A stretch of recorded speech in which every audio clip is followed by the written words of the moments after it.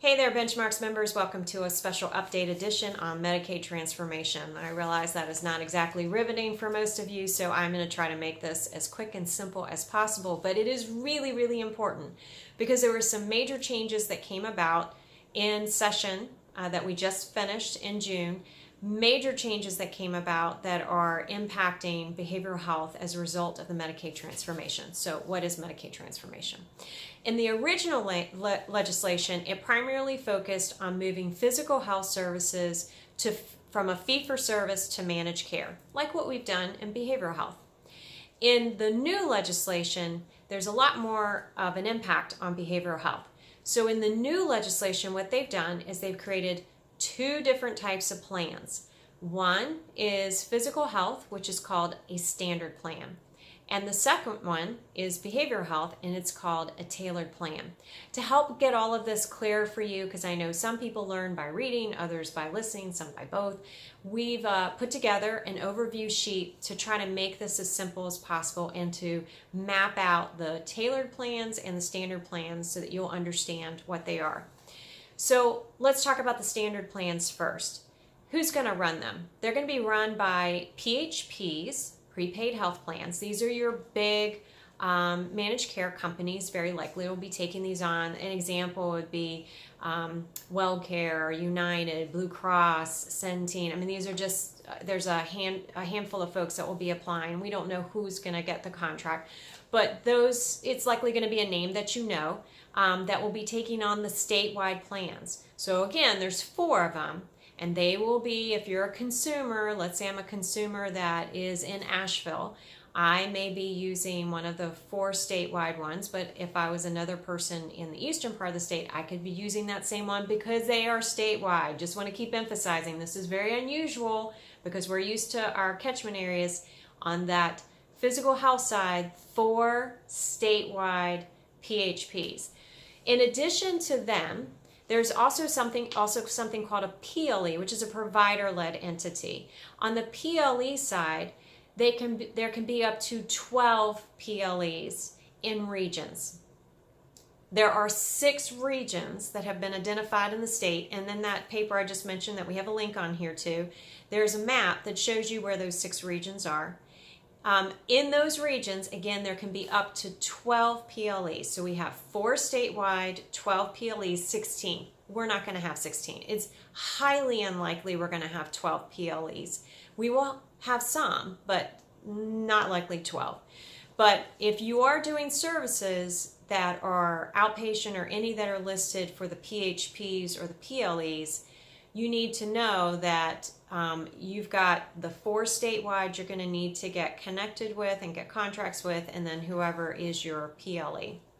So in the PLEs, in the PHP PLE standard plan, I know this is so many acronyms, right? There are certain things that they have to do. They have to provide all the physical health for Medicaid and NC Health Choice.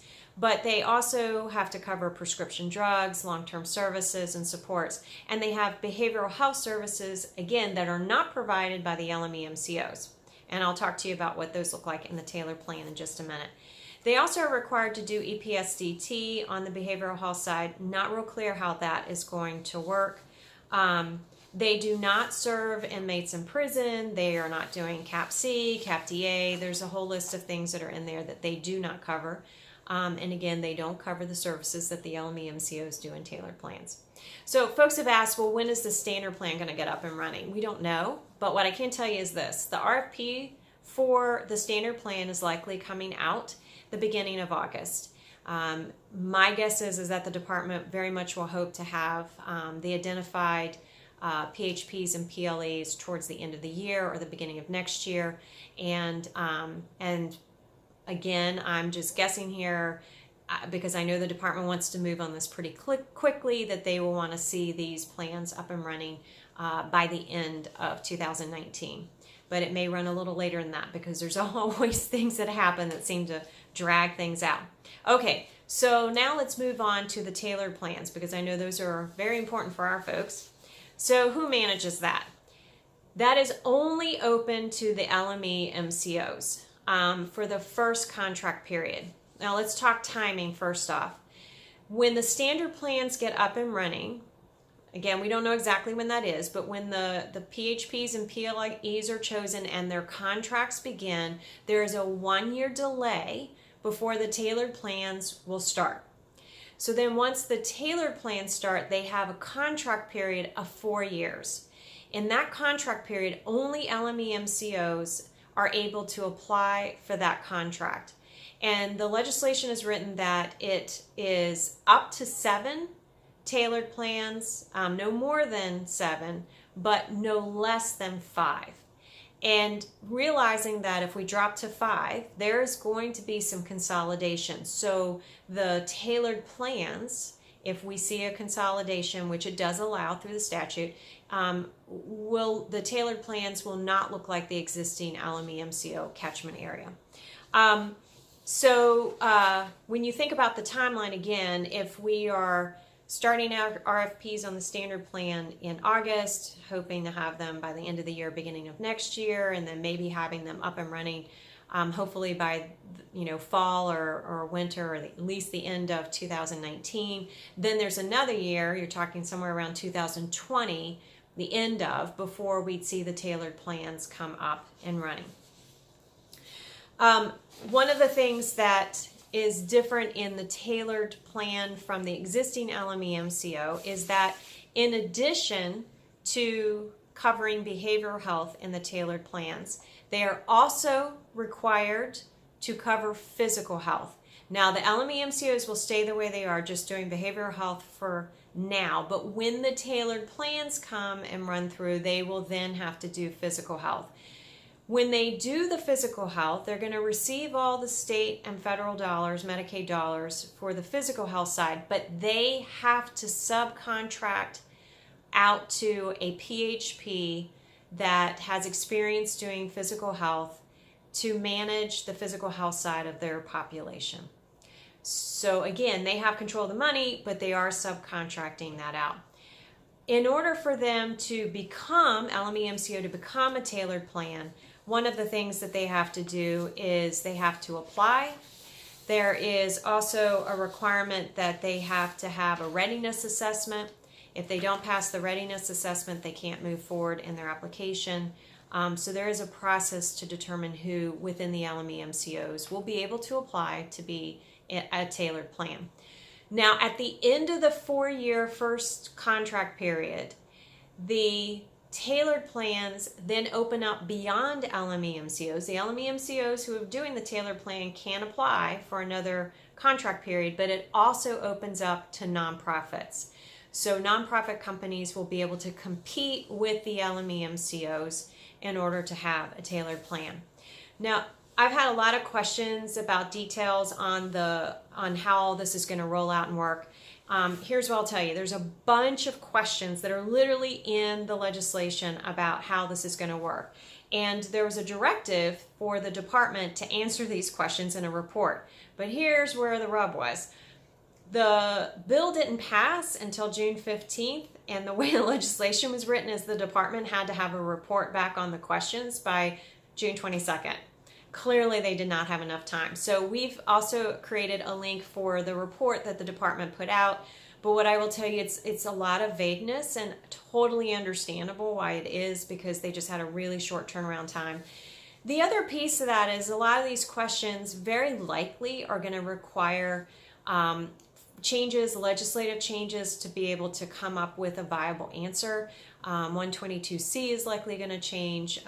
But all that being said, you can't change legislation when the legislature isn't in. They're not coming back until January of 2019. So some of these things may continue to remain vague until they're able to come back to the legislature and get some clarity and some changes in order to move forward a resolution to the issue.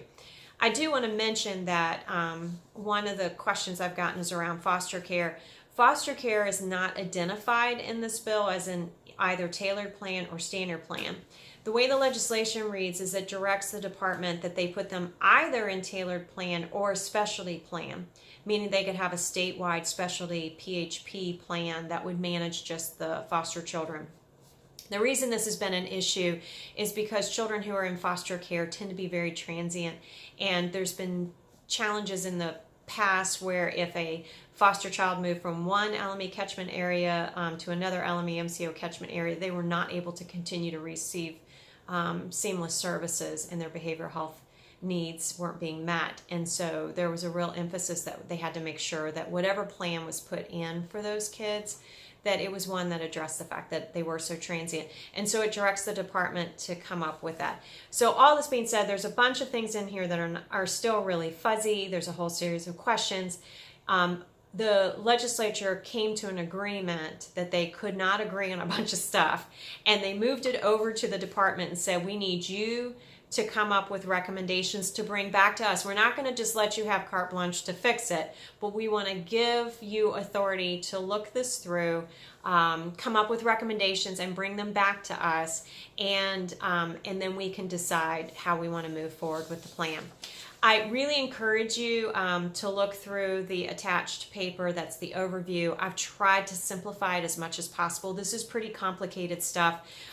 There's a lot of specific things in there around, how does someone get from a standard plan into a tailored plan, and it's everything from that if somebody has 2 or more visits to the emergency room for psychiatric problems within the prior 18 months, and then there's directives that there has to be an assessment that's done by DHHS, and that has to be done within 14 days, and just a whole series of things. But again, it's not really clear yet, because the folks at the legislature couldn't come to agreement on everything. They got it as tight as they could, and then they really just asked the department to come up with those recommendations. The department has been very clear with us that they want to bring providers and LME MCOs and PHPs and consumers and advocates to the table to work on this together so that we can come up with recommendations that will be in the best interest of everyone. So I know this stuff is really complicated and a lot of it's confusing. If you want more details, please read the attached House Bill 403, 156. What I will say to you is when you read the bills, they can be pretty confusing the way that they're written, and references to subsections and subsections, and it can be a bit confusing to read. And again, you're going to find a lot of things that aren't concrete, and again, that was intentional. But if you are looking for more details, that's the place to get it. We are going to be having lots of conversation with the department, as well as publicly, as well as sort of behind the scenes, to figure out the details as we move forward. And we clearly want to have a voice in designing what this looks like moving forward. And we'll be asking our membership to sit on committees and participate in that work. So if you have questions, which I may have raised more questions than not by this presentation for you, please feel free to call me. I'm happy to talk with you. I will answer your question if I can, but it's also very possible we just won't have an answer for a lot of things yet because there aren't answers. But as always, feel free to give us a call. Thank you for being a member, and we greatly appreciate the opportunity to serve you. Thanks.